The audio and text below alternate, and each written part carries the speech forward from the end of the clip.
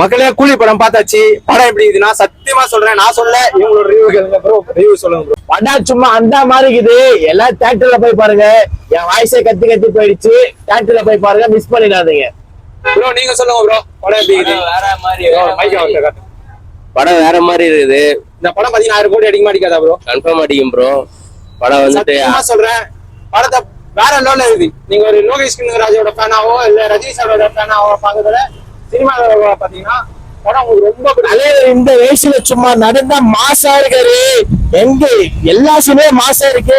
சும்மா ஓகே செதுக்கி இருக்கிற தலைவரை வச்சு கண்டிப்பா தியேட்டர்ல போய் பாருங்க. இது பாத்தீங்கன்னா ஆட்டோ டிரைவரோட ரிவ்யூ. நாங்க 3 பேரும் ஆட்டோ டிரைவர்ஸ் தான்.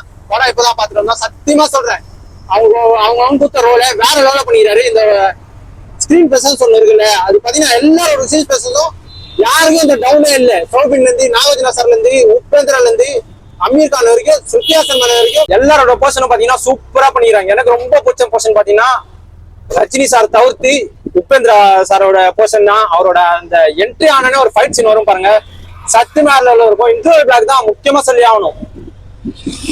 சினிமா இப்படி டவுனா போயினே இருக்கும். திடீர்னு அந்த இன்டர்வல் பிளாக் வந்து அப்படி இருக்கும். அந்த பிளாஷ்பேக் போர்ஷன் வரும். ஒரு சில பத்திர பிளாஷ்பேக் வந்து மொக்கையா இருக்கும். இந்த பழைய ரஜினி எல்லாம் காட்டும்போது செம்மையா இருக்கும்.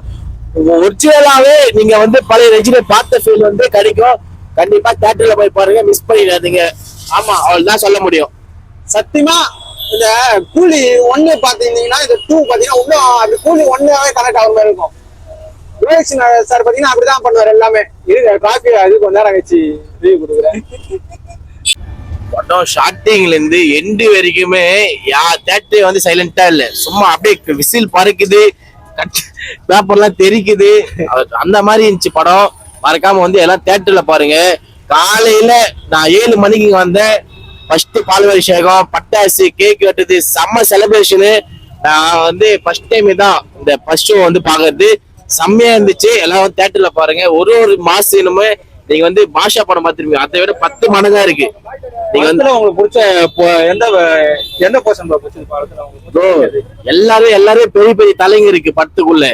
எல்லாம் இப்ப கேரளா பாத்தீங்கன்னா கேரளால இருக்க, கர்நாடகா, ஆந்திரா, இந்தியில இருக்காரு, அமெரிக்கானு எல்லாருமே மாசின் தான். எல்லாரும் தியேட்டர்ல வந்து பாருங்க, செம்மையா இருக்கு படம். ப்ரோ நீங்க சொல்லுங்க ப்ரோ, படம் எப்படி இருக்கு? ஆனஸ்ட் சொல்லுங்க. படம் நல்லா தான் ப்ரோ. 1000 கோடி அடிக்குமா ப்ரோ? கன்ஃபார்ம் ப்ரோ, அடிக்கும்.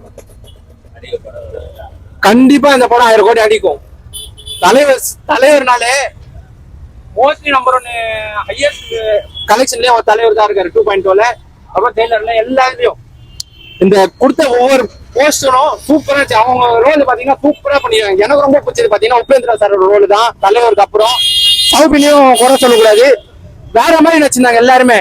அமீர் கான்ல இருந்து நாகார்ஜுனா சார்ல இருந்து ஸ்ருதி ஹாசன் மேம் வந்து எல்லாருமே சூப்பரா பண்ணிருந்தாங்க.